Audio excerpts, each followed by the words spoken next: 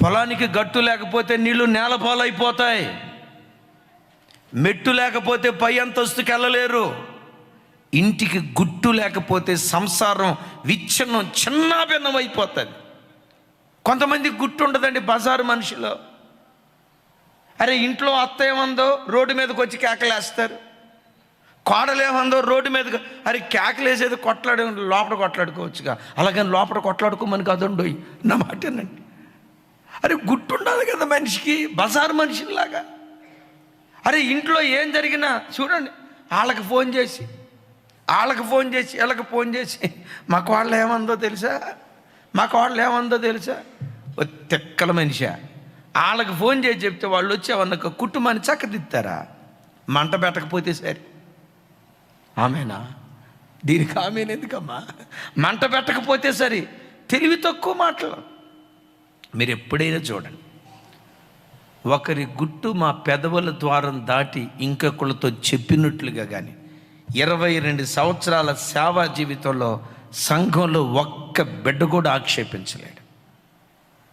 ఎవరిది ఏ సమస్య ఉన్నా గుండెల్లో దాచుకోవటం, ప్రార్థన చేయటం.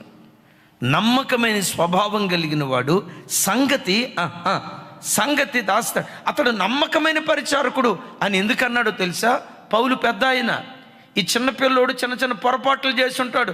పొరపాటు చేసినప్పుడు ఈ పెద్ద ఆయన దిద్దుబాటు చేయాలని, కోపంతో కాదు దిద్దుబాటు చేయాలని పలుమార్లు గద్దించి ఉంటాడు. ఈ గద్దించిందంతా మనసులో ఉంచుకొని ఆ సేవకుడిని పిలిచి, ఆ సేవకురాలిని పిలిచి, ఈ దరిద్రపు లేఖి పనులు చేయలేదు తుకికో. నమ్మకత్వంతో బ్రతకటానికి మించిన అదృష్టం ప్రపంచంలో మరొకటి ఏది లేదండి. చప్పలు కొడితే యేసయ్యకు స్తోత్రాలు చెప్దాం. ఏంటా నమ్మకత్వం? ఇంకో మాట చూడండి, 13వ అధ్యాయం 17వ వచనం, చిన్న త్వరగా.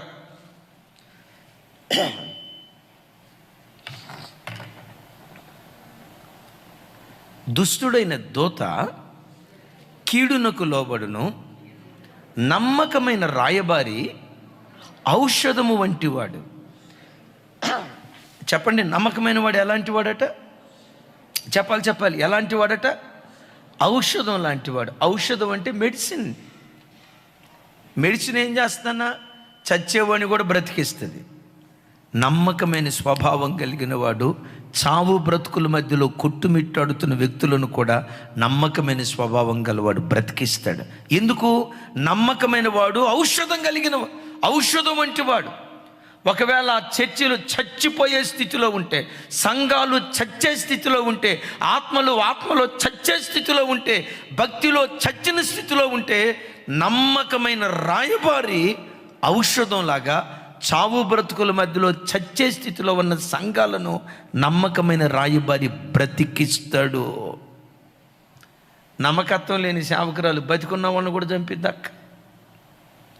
నమ్మకత్వం లేని సేవకుడు బ్రతికున్న సంఘాలను కూడా చంపేస్తాడు.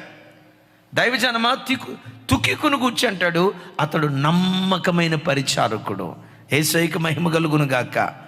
మనం ఎక్కడున్నా ఔషధంలాగే బ్రతుకుదుం గాక. మనం బ్రతకాలి, అనేకులను బ్రతికించాలి, నీవు జీవించాలి, అనేకుల జీవానికి నీవు కారణంగా దేవుని సన్నిధిలో మార్చబడదువు గాక. మనం ఎలా బ్రతుకుదాం? ఔషధంలాగా బ్రతుకుదాం. ఆ నమ్మకమైన రాయబారి ఎలా ఉంటాడు? 25వ అధ్యాయం చూడండి,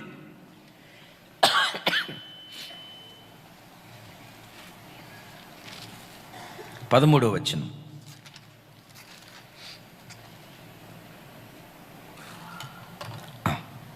నమ్మకమైన దూత తనను పంపువానికి కోతకాలపు మంచు చల్లదనం వంటి వాడు తన యజమానుల హృదయమును తెప్పరిల్ల చేయును. చప్పలు కొడుతూ స్తోత్రాలు చెప్దాం. బిడ్లరా చూడండి, నువ్వు ఒక నమ్మకమైన కుమారుడు అయితే నీ తండ్రి హృదయాన్ని తెప్పరిల్ల చేస్తావు. నీవు ఒక నమ్మకమైన భార్యవైతే నీ భర్త హృదయాన్ని తెప్పరిల్ల చేస్తావు. నీవు ఒక నమ్మకమైన భర్తవైతే నీ భార్య హృదయాన్ని తెప్పరిల్ల చేస్తావు. నీవు ఒక నమ్మకమైన విశ్వాసివైతే నీ నాయకుడి హృదయాన్ని తెప్పరిల్ల చేస్తావు. నువ్వు నమ్మకమైన సేవకుడు అయితే, నమ్మకమైన సేవకురాలు అయితే, నిన్ను బట్టి యజమానులు, నాయకుల హృదయాలు ఆదరణ పొందుతాయి, తెప్పరిల్లుతాయి, ధైర్యంగా ఉంటాయి. చూడండి, తుకీకును గూర్చి అంటాడు ఎఫెసీ పత్రిక 6వ అధ్యాయం 22వ వచనం. తమ్ముడు త్వరగా చూడు, 22వ వచనం.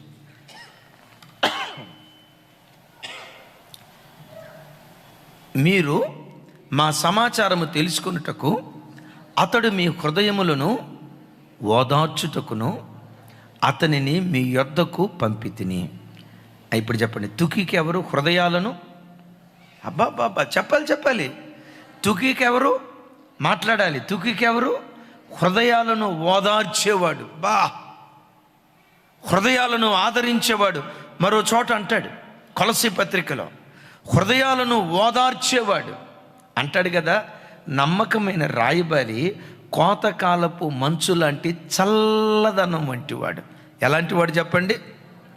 చల్లదనం. అమ్మయ్యా, ఏమండి, ఇలాంటి నమ్మకమైన సేవకులు పౌలుకు జతగా దొరికారు కాబట్టే వ్యక్తి శక్తిగా మారి 2 ఖండాలు కదిలించాడండి. 2 ఖండాలు కదిలించాడు అంటే పౌలు ఒక్కడి గొప్పతనం కాదు. పౌలును వెంబడించే సేవకులు నమ్మకమైన వాళ్ళు, నమ్మకమైన రాయబారులు, ఔషధం వంటి వాళ్ళు.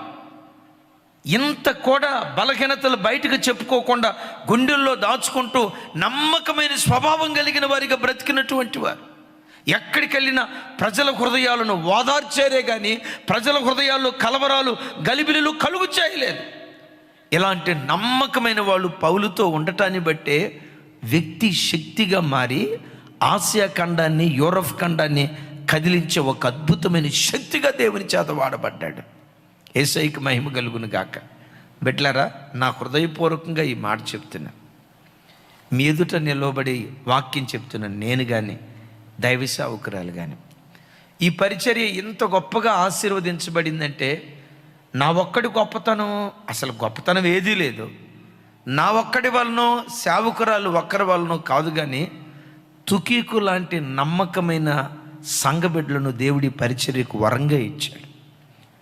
తుకీకులాగా మా హృదయాలను ఆదరించేవాళ్ళు, మా గాయాలు మానిపేవాళ్ళు, అలాంటి నమ్మకమైన సేవకులను, సేవకురాండ్రను దేవుడు వరంగా దయచేయటాన్ని బట్టే వ్యక్తులుగా ఒకప్పుడు కనపడిన మనలను ఒక శక్తిగా దేవుడు మార్చాడు. వ్యక్తులను వ్యవస్థగా ఈరోజు దేవుడు మార్చాడు. వాక్యం వింటున్న బిడ్డలారా, నమ్మకస్తులు దేవునికి కావాలి. నమ్మకమైన వారి కొరకు దేవుడు కనిపెడుతున్నాడు. అలాంటి నమ్మకమైన వారిగా దేవుడు మనల్ని ఆశీర్వదించునుగాక. చేద్దాం ఆమేన్. 3వది, ఈ తుకీకి ఎలాంటి వాడు, ఎంత అద్భుతమైన క్యారెక్టరో తీతు పత్రిక 3వ అధ్యాయం 12వ వచనం.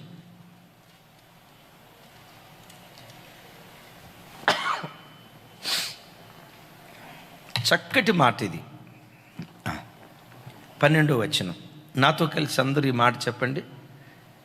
నికోపోలిలో శీతాకాలము గడపవలనని నేను నిర్ణయించుకొని ఉన్నాను గనుక నేను అర్త్యమానైనను తుకీకునైనను నీ యొద్దకు పంపినప్పుడు అక్కడికి నా యొద్దకు వచ్చుటకు ప్రయత్నము చేయుము. చాలు. చూడండి 12వ వచనం. అందరు నా వైపు చూడండి. ఈ పత్రిక పౌలు గారు ఎవరికి రాశారు? అరే, ఇందాక చెప్పుకున్నా, ఎవరికి రాశాడు? తీతుకి. అది ఏ పత్రిక అని చెప్పుకున్నావు? ఓరే, మీరు అటు చూస్తే నాకు లేనిపోయిన డౌట్ వస్తుంది ఇప్పుడు. ఈ పత్రిక ఎవరికి రాశారు పౌలు గారు? తీతుకి. తీతు తుకీకు కన్ఫ్యూజన్ కాక నాయన. తీతుకు పౌలు గారు పత్రిక రాశారు.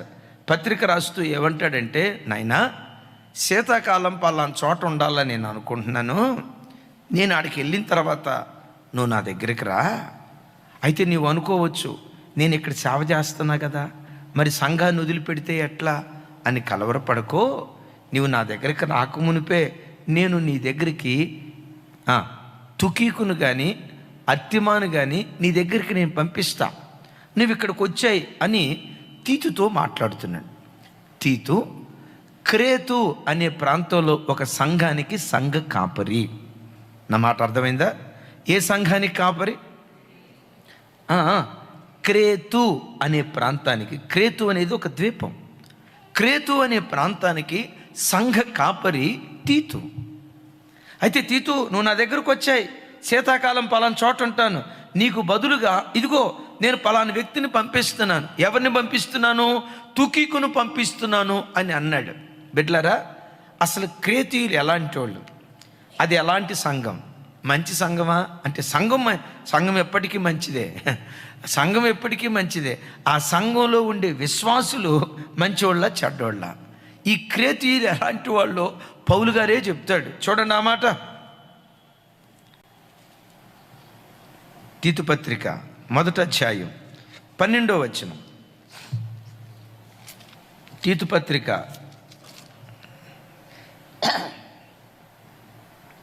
12వ వచనం. 12వ వచనం ముందు అలాగే ఉంచుతాముడు. నేను 5వ వచనం చదువుతాను, జస్ట్ మీకు రెఫరెన్స్ కోసం.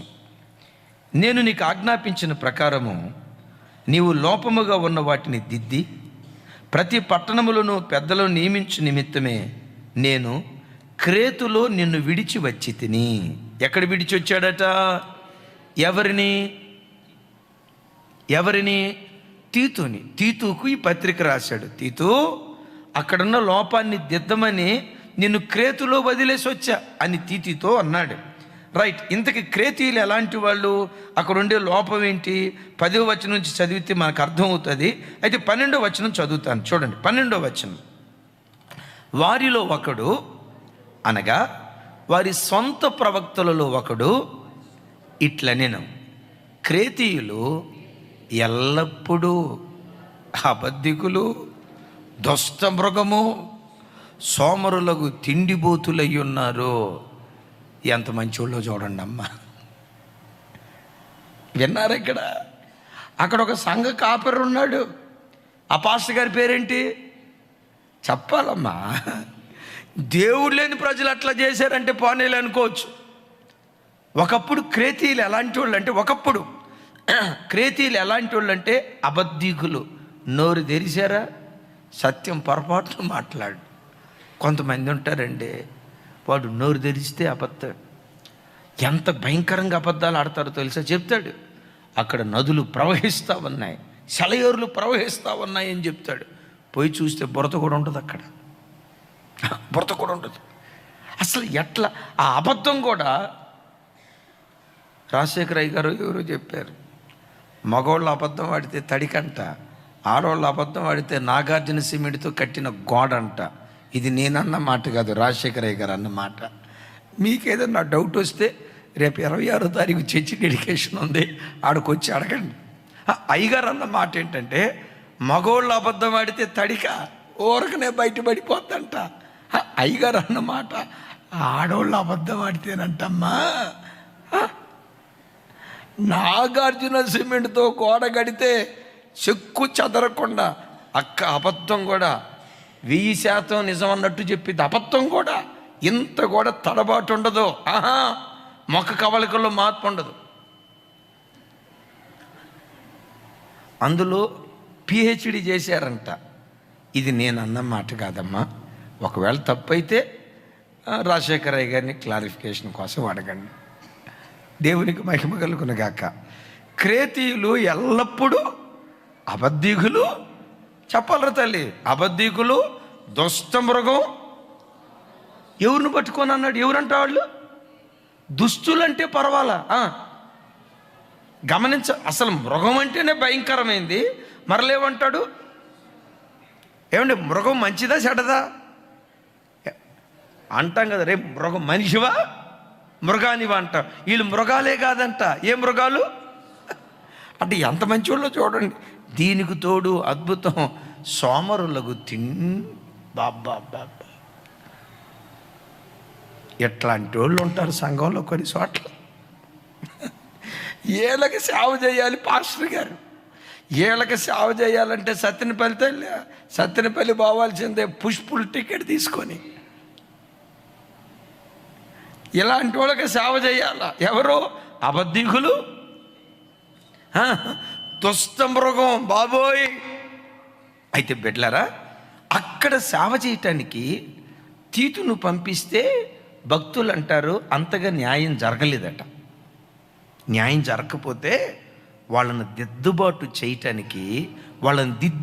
చేయటానికి అపోస్తులైన పౌలు వారు తుకీకును అక్కడ సేవ చేయటానికి పంపించాడట. ఎందుకు అక్కడ పంపించాడంటే తుకీకు మహా ఓర్పు కలిగినోడట. ఓర్పుతో పాటు నేర్పు కూడా ఉందట. విన్నారు ఈ మాట? ఓర్పు ఉంది, సహనం ఉంది, ఓర్పుతో పాటు నేర్పుతనం కూడా ఉంది. బిడ్డలారా, మరలా చెప్తున్నా, క్రైస్తవ జీవితంలో అసలు అద్భుతం ఏంటో తెలుసా? మాటకు మాట అంటాం కాదు అదృష్టం. వాడు అన్నాడా? తగ్గకూడదు అసలు, నువ్వు కూడా అనేసాయి, అది కాదు అదృష్టం.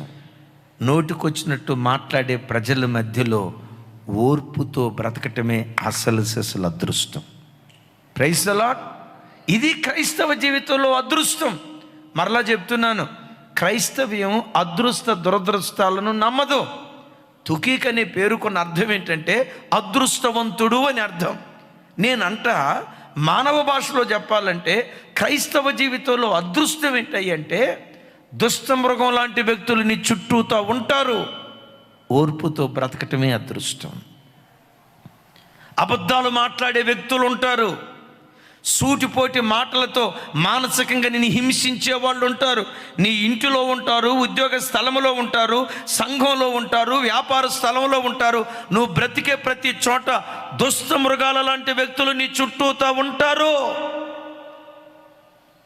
వాళ్ళ మధ్యలో నువ్వు ఎలా బ్రతకాలో తెలుసా? బలురక్కసి చెట్ల మధ్య వల్లి పద్మమున్నట్లుగా నా ప్రియురాలు నాకు కనబడుచున్నది అంటాడు. చప్పలు కొడుతూ దేవునికి స్తోత్రాలు చెప్దాం. నాకు ఆ మాట భలే ఇష్టం. నాతో కలిసి చెప్పండి, బలురక్కసి చెట్ల మధ్య. వినపడలేదు నాకు. లైవ్ చూస్తున్న బిడ్డలారా, మీరు కూడా చెప్పాలి. మీరు ఏ దేశంలో ఉండి చెప్పినా హైదరాబాద్లో వినపడాలా? ఒకసారి చెప్పండి, బలురక్కసి చెట్ల మధ్య వల్లి పద్మం ఉన్నట్లు. వల్లి పద్మం ఎక్కడుందట? బలురక్కసి చెట్ల మధ్య. బలురక్కసి చెట్లు అంటే ముండ్ల చెట్లు. సంఘాన్ని ముండ్ల చెట్ల లాంటి వ్యక్తుల మధ్యలో ఉంచాడు. ముండ్ల చెట్ల లాంటి వ్యక్తుల మధ్యలో నీవు నేను ఎలా బ్రతకాలి? వల్లి పద్మంలాగా బ్రతకాలి. వల్లి పద్మం. ముళ్ళ చెట్టు ఉంది. ముళ్ళ చెట్టు స్వభావం అమ్మ చెప్పాలి. ముళ్ళ చెట్టు స్వభావం గుచ్చే స్వభావం. ఈ ముళ్ళ చెట్టు గుచ్చుతూ ఉంటే ఈ వల్లి పద్మం ఏం చేస్తుంది? గుచ్చిన ముళ్ళ చెట్టుకి, గుచ్చిన ముళ్ళ చెట్టును చూసి ఏ ముళ్ళ వల్లెట్టుంది, ఎర్రగదేస్తా జాగ్రత్త అని అందం. గుచ్చటం దాని స్వభావం, గుచ్చిన దానికి సువాసననివ్వటం వల్లి పద్మం యొక్క స్వభావం. తమ్ముడు, నీవు పనిచేసే చోట ముళ్ళ చెట్లు ఉంటాయి. కొన్నిసార్లు బిడ్డ, నువ్వు నిజంగా వాక్యాన్ని పట్టుకుంటే నీ అత్తే కొన్నిసార్లు నీకు ముళ్ళ చెట్టు అవుతుంది. ఆడపడుసులు ఉంటారు కదా, ఆడపడుసులు ఏడపడుసులు. ఆ ఆడపడిసే ముళ్ళ చెట్టులాగా ఉంటుంది. తోటి కోడలే ముళ్ళ చెట్టులాగా ఉంటుంది. సంఘానికి వచ్చే తోటి విశ్వాసులే ముళ్ళ చెట్టులాగా ఉంటారు. తోటి సేవకురాలే నీకు ముళ్ళ చెట్లు అవుతారు. తోటి సేవకుడే ముళ్ళ చెట్టు అవుతాడు. కొన్నిసార్లు కట్టుకున్న భర్తే ముళ్ళ చెట్టు అవుతాడు. కట్టుకున్న భార్య ముళ్ళ చెట్టు అవుతుంది. ఈ ముళ్ళ చెట్టు లాంటి వ్యక్తుల మధ్యలో నిన్నెందుకు దేవుడు ఉంచాడో తెలుసా? ఆ ముళ్ళ చెట్లు గుచ్చటం వాటి నైజం, పరిమళాన్ని వెదజల్లటం నీ నైజంగా ఉండును కాక. పెద్దగా చెప్దాం ఆమేన్. అందుకని అపోస్తులైన పౌలు గారు అంటారు, జోసెఫ్ అన్న ఏమంటాడో తెలుసా? కీడును కీడుతో జయించక కీడును మేలుతో జయించండి. ఆమేన్. ఏమన్నారు? కీడును కీడుతో జయించకుండా కీడును, లోకం ఏమంటది? ముళ్ళును ముళ్ళుతోనే తీయాలంటది. నా దేవుడు అంటాడు ముళ్ళును కూడా వెన్నతో తీయాలంటాడు దేవుడు. అలాంటి స్వభావం కలిగిన వాడు తీతు. సారీ, ఎవరు? చూసారా, నేను కూడా కన్ఫ్యూజన్ అయిపోయి ఇప్పుడు. తుకీకు అంత ఓర్పు కలిగిన వాడు. మరలా చెప్తున్నా, క్రైస్తవ జీవితంలో ఓర్పు, సహనం, ఓర్పును చూపించే విషయంలో నేర్పుతనం కలిగి ఉండటం ఇంతకు మించిన అదృష్టం ఇంకోటి ఏది లేదు. ఇప్పటికి 3 అదృష్టాలు చెప్పాను, 4 అదృష్టాలు చెప్పాను. ఒకటి, నిజదేవుడు దొరకటమే మనకు ఒక గొప్ప అదృష్టం. తుకిక అదృష్టం దొరికిందా లేదా? నమ్మకమైన సేవకులు దొరకటమే అసలు సిసలు అదృష్టం. తుకికు దొరికాడా లేదా? దొరికాడు. ఏంటి? నమ్మకమైన స్వభావం కలిగి బ్రతకటమే అసలు సిసలు అదృష్టం. ఓర్పును చూపించే విషయంలో నేర్పు కలిగి బ్రతకటమే అసలు సిసలు అదృష్టం. మరి 2 మాటలు క్లుప్తంగా టకమని చెప్పి నేను ముగిస్తా. చూడండి. రైట్. కొలస్సీలకు రాసిన పత్రిక 4వ అధ్యాయం 7-8 వచనాలు నాతో కలిసి, ప్రియ సహోదరుడును ప్రభువునందు నమ్మకమైన పరిచారకుడును నా తోటి సేవకుడునైనా తుకికు నన్ను గూర్చిన సంగతులన్నీ మీకు తెలియజేయును. ఏం తెలియజేస్తాడంట? నన్ను గూర్చిన చెప్పాలి. ఏ సంగతులు చెప్పుంటాడు?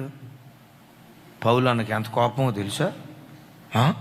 వాక్యం బాగా చెప్తాడు కానీ అమ్మమ్మమ్మ కోపం తట్టుకోలేము. ఈ పెంట కాదు, ఈ దరిద్రంగా చెప్పేది.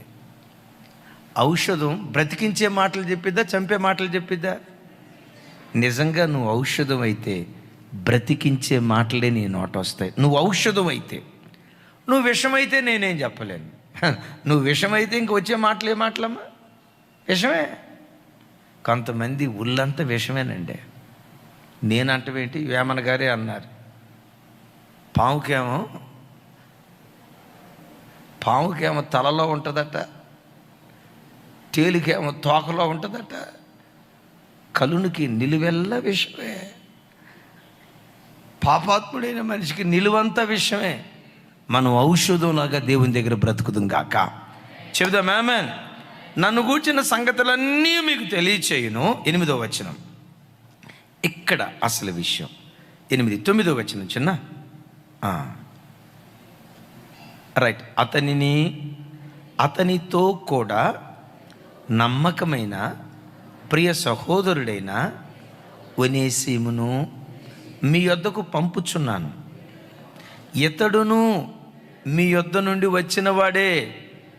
వీరిక్కడ సంగతులన్నీ మీకు తెలియచేతురు. ఇక్కడ ఒక మాట చెప్తాను చూడండి. పౌలు గారు ఇక్కడ ఒనేసిమును గురించి ఏమంటాడంటే, ఒనేసిము విన్నారా? ఎవరు ఒనేసిము?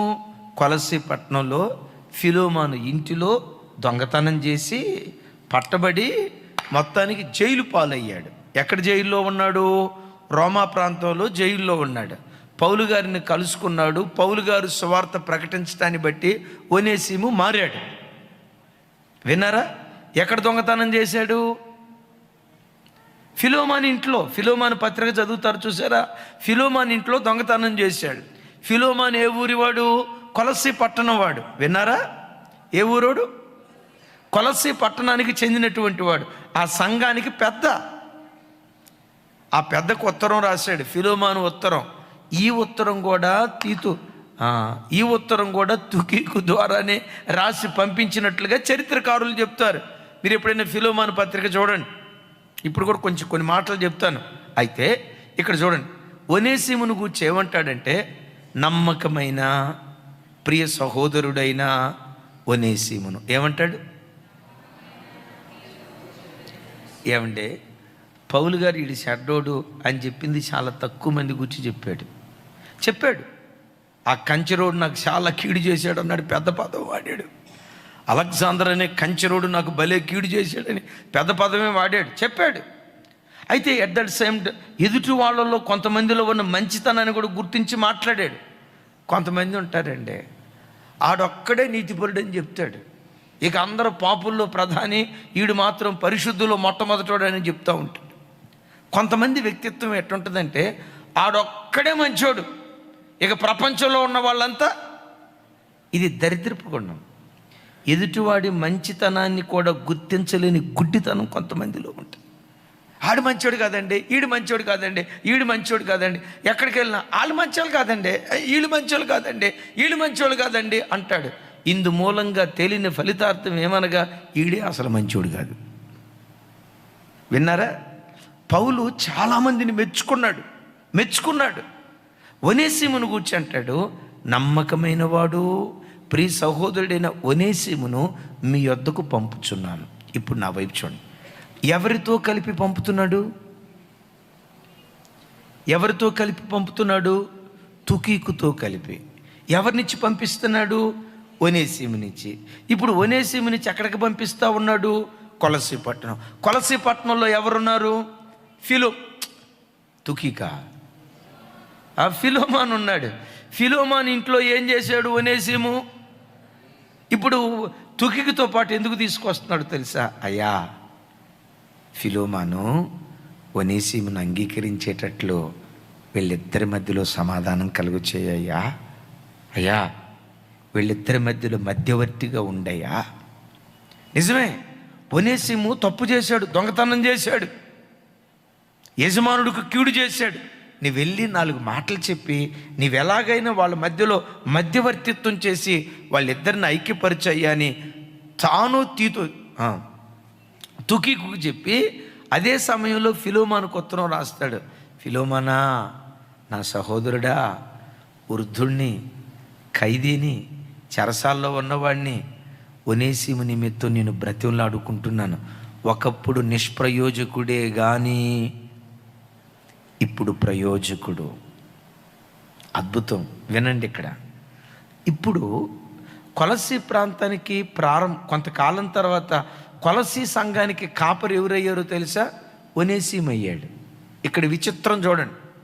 ఎవరయ్యారు? ఒనేసిము ఇప్పుడు కొలసీ సంఘానికి ఏమయ్యాడు? కాపరయ్యాడు. ఇప్పుడు ఆ కొలసీ సంఘంలో సంఘ పెద్ద ఎవరు? ఫిలోమాను. అంటే ఫిలోమాను ఇప్పుడు ఎవరు? విశ్వాసి. ఆయనకు ఒక కొడుకున్నాడు, అర్కిప్పు. ఆయన భార్య పేరు అని అంటారు. సరే, వివరాలు అంత తెలియవు, కానీ ఒక మాట నా వైపు చూడండి. ఇప్పుడు ఫిలోమాను విశ్వాసి. ఆ సంఘానికి కాపరి ఎవరు?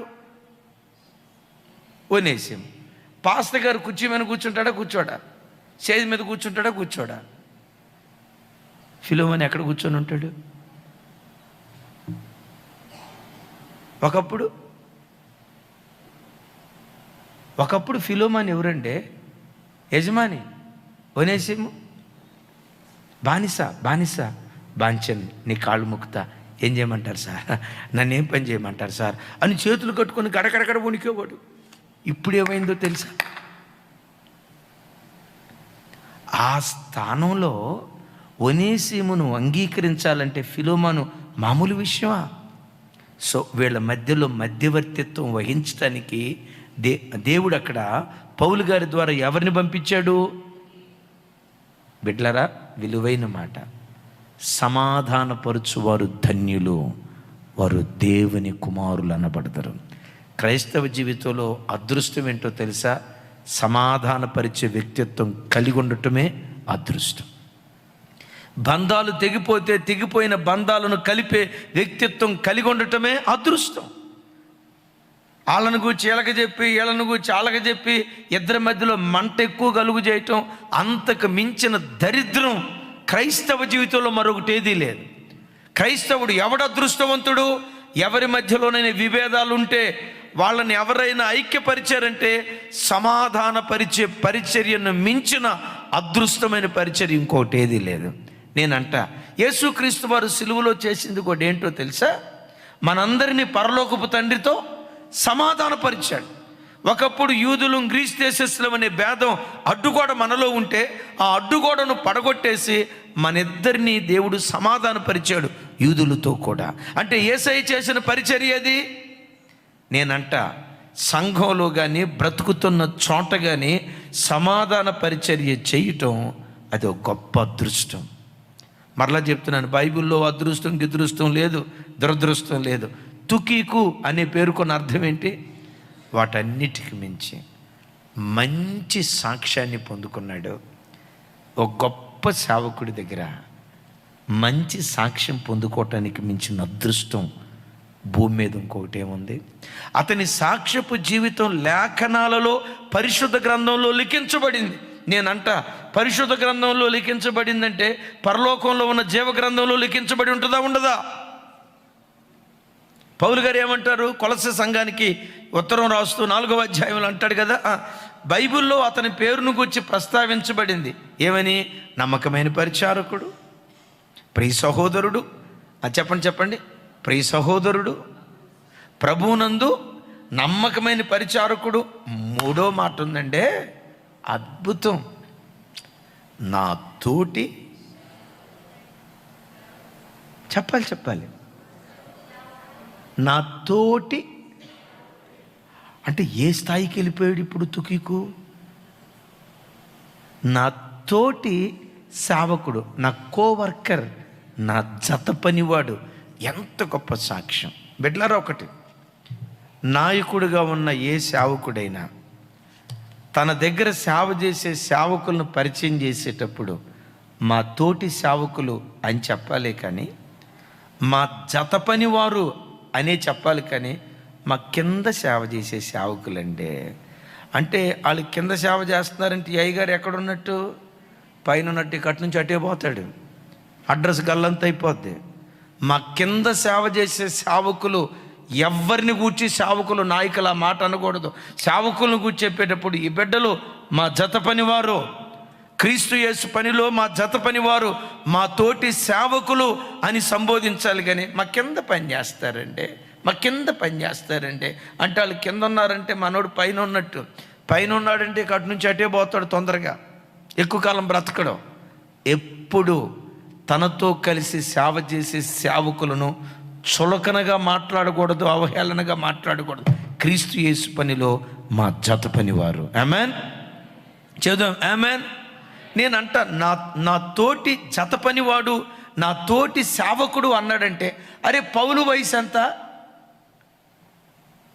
చెప్పాలి? పౌలు వయసు ఎంత, తుకీకు వయసు ఎంత అనాలి మానవ భాషలో. బచ్చాగాడండి, చిన్నపిల్లడండి, ఆడేం సేవ, నా పక్కన పెట్టుకుంటారా? నా జత పనివాడా? ఇలాంటి పొగరుబట్టిన మాటలు నాయకుడు మాట్లాడాల. ఎప్పుడు నాయకులుగా ఉన్నవాళ్ళు తన దగ్గర సేవ చేసే సేవకులను అంత గౌరవంగా చూసుకో. దిద్దుబాటే, హెచ్చరికే, గద్దింపే.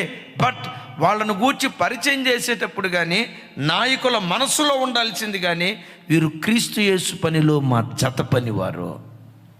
ఎంత గొప్ప సాక్ష్యం పొందుకున్నాడో తుకీకు. ప్రియ సహోదరుడు, నమ్మకమైన పరిచారకుడు. ఎవరట? ఇలాంటి గొప్ప సాక్ష్యం పొందుకున్నాడే. నేనంట ముగిస్తున్నా, క్రైస్తవ జీవితంలో మంచి సాక్ష్యాన్ని పొందుకోవటానికి మించిన అదృష్టం భూమి మీద మరొకటి ఏదీ లేదు.